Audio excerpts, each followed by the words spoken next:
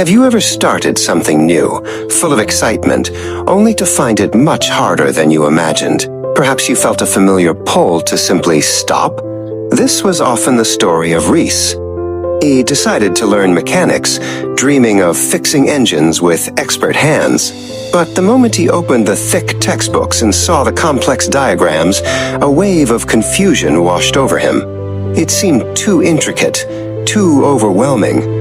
After just a few days, he closed the books and walked away. Next, Reese tried his hand at painting. He bought brushes, canvases, and vibrant tubes of paint, envisioning masterpieces. He painted for a few days, but each stroke felt clumsy, and his canvases didn't match the beautiful scenes in his mind. "These aren't good enough," he sighed, putting down his brush for good. His next venture was a small merchandise business.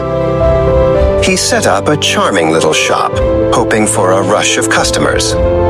The first week passed, then the second, with only a trickle of sales. "This isn't working," he muttered, convinced it was a failure, and soon the shop was closed. One quiet afternoon, Reese visited his sister, Ilara, and her lively toddler, Milo. The house was filled with the gentle hum of everyday life, a stark contrast to Reese's recent frustrations. Ilara and Reese were chatting over coffee in the living room.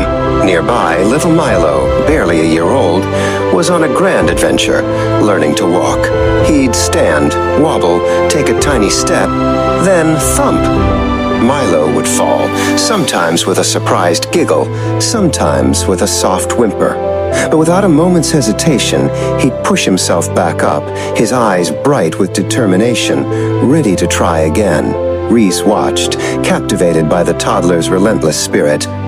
Ilara smiled, watching her son. "All things at the beginning are hard and difficult, Reese," she said softly. "Milo is falling because these are his first steps, but he has to keep walking and failing if he wants to learn to walk.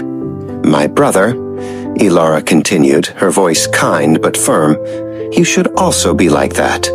Don't give up at your first steps. Everything is difficult at the beginning, but that doesn't mean it's impossible." Reese looked from Milo, who was now wobbling forward again, to his sister's wise eyes. A light seemed to click on inside him. He remembered the mechanics books, the paints, the quiet shop. He had stopped at his very first wobbly steps. From that day on, Reese carried Milo's lesson in his heart. He went back to the mechanics school, not expecting instant mastery, but ready to stumble, fall, and try again. He embraced the complexity, asked questions, and practiced tirelessly. Step by difficult step, he learned.